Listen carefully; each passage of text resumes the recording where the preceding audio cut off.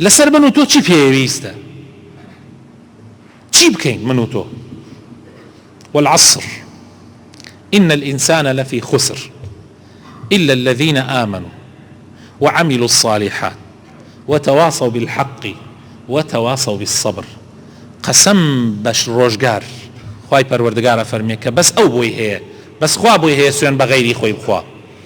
قسم بە پەروەردگار بە ڕۆژگارێک کە خوای پەروەردگار دروستی کردووە. مرۆڤەکان هەمووی خەسارۆمەندن، هەمووی دۆڕاون، ئیلا ئەو کەسانە نەبێ کە ئەم مەرجانەیان تایە، ئەبێ هەر چوار مەرجەکە تیابێ. مەرجی یەکەم باوەڕت هێناوە، ئیمانت هێناوە، شوێنی دینە حەقەکەی خوای پەروەردگار کەوتووی، بەڵام ئەبێ شارەزاییت هەبێ، ئەبێ لێی بزانی. ئەو کەسانەی کە شوێنی دینی خوا کەوتون ئەبێ شارەزایان هەبێ لە دینەکەیان. خۆشەویستەکانم، ئەبێ تۆی مسلمان شارەزاییەکی تەواوت هەبێ بەقەدەر توانە ئەوەندەی کە خوای گەورە پێتی داوە.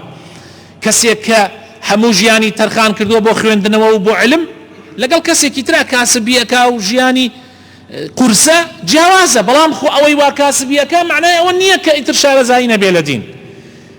ئەمڕۆ فێربوونی دینی خوا زۆر ئاسانە، زۆر ئاسان بووە.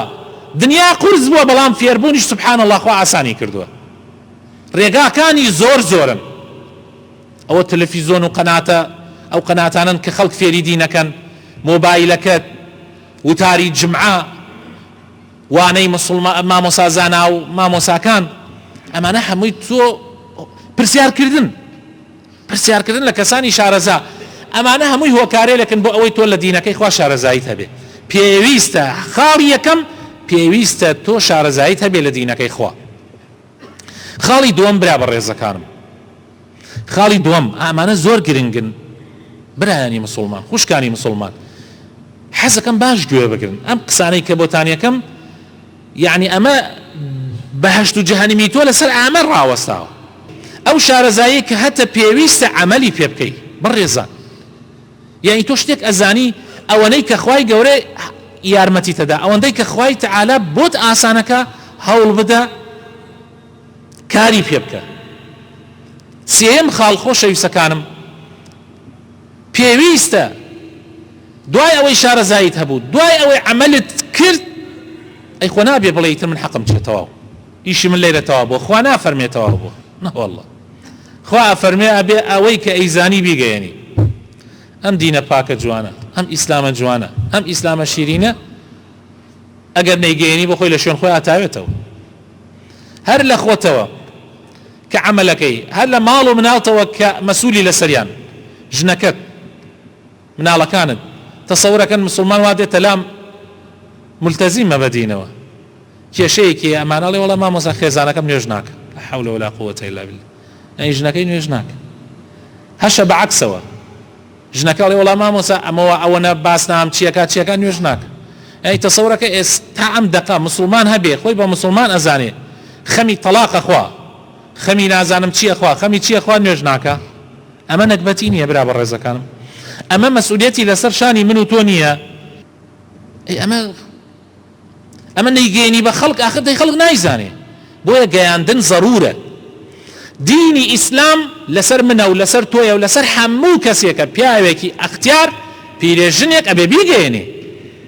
ادعو إلى سبيل ربك، بانگەواز بکە بۆ ڕێگای خوا.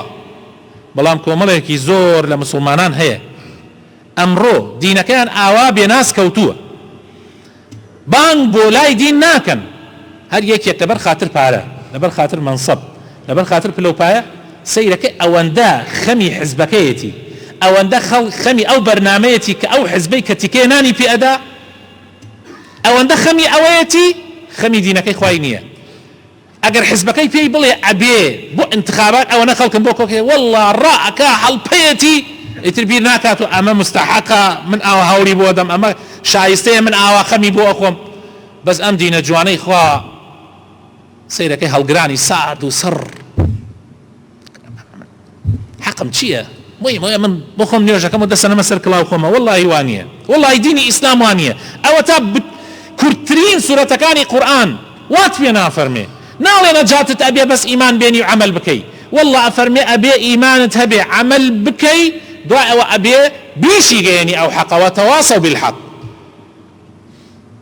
ئەمجا لە دوای ئەوە ئەفەرمێ وتەواصوا بالصبر ئەبێ ئێمە هەمومان بەیەکەوە باوش بکەینە یەکتریا صبر بە یەکتری بدەین دین التزام بدين وك أووايا لزمانك بيغمرة فرمي صلى الله عليه وسلم أسكليك أجروايا لنا ودستا زمان دي أو دين دارتين راحته به يسأو زمانانية يسأو زمانانية كدين دارتي وك أسكل أجروايا أبي دول يكتري خوشكين أبي تشجيع يكتري بكين أبي يكتري هان بدين لسر أويك زياتر بابند ببين بدينك إخواه زياتر أم دينه لخو معنا جيبه جيك انت خلق ببينه أم إسلامه چند جوان و چند شيرينه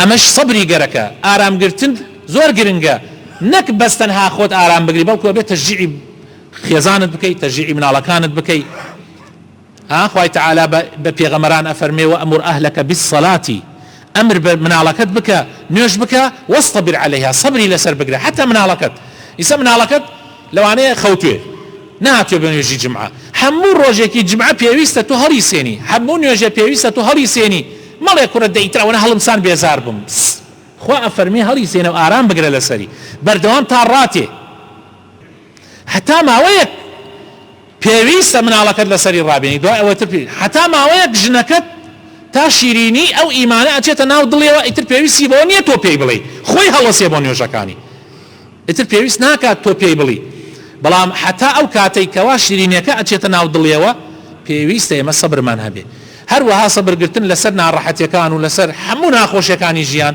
ئەمە ئەبێ بە یەکەوە بیکەین ئێمە ئەگەر باوش نەکەینە یەکا پەرتەوازە ببین گورگ لە مەڕی تاکە خوا براینە تاک ببینەوە هەرێکێ بۆ خۆی ئۆخەی هەرێکێ بۆ خۆی دوایی شەیتان ئەمان خوا شەیتان تاک تاکمانەکاتەوە واز لە دینەکەی خوا دێنین بەس ئەگەر هەر هەمومان ئاوا چۆن لە جمعەیە کۆ ئەبینەوە لە هەموو کاتەکانی ترشە باوش بکەین بە یەکە یەکتری دامەزرێنین دڵی یەکتری غەمبار مەکەن برایەکت ئەبینی نوقسانیەکی هەیە دڵی غەمبار مەکە شتێک بڵێ ئەوەی ترە سارد ببێتەوە دڵی گەرم کە وای پێ بکە زیاتر پابند ببێ بە دینەکەوە توخوا براینە با خلافە بچووک و شتە بچووکەکان نەبێتە مای ئەوەی ئێمە قین لە یەکتری هەڵبگرین یعنی جاری وایە شتێکی زۆر بچووکە وا ئەکات تۆ ئەیکەیتە شتێک وایەکات شتە گەورەکانی ئیسلامیش لەدەست دەدا برا بەڕێزەکانم جاری وهەیە تۆ لەسەر حرەکەیەکی ناو نوێژەوای پێکەی نوێژەکەیشی لە بەرچاوەخەی وا مەکە بە ئەو جارێکان ئەو شتە گەورە بکە قەینا ئەم شتەیشی هێواش شیرینی کە لە بەرچاوی و عەمەلی خۆت بیکە لە بەرچاوی دوایەوە بۆیشی شەرحکە و ئەوە خۆشەویستی ئەو شتە چێتە دڵیەوە خۆی جێبەجێیەکە بۆیە ئێمە پێویستمان بەوە هەیە کەوا ئارام لەگەڵ یەکتریا بگرین و دڵی یەکتری خۆشکەین بەڵکو خوای تەعالا ڕەحمان پێ بکە ئینشاء الله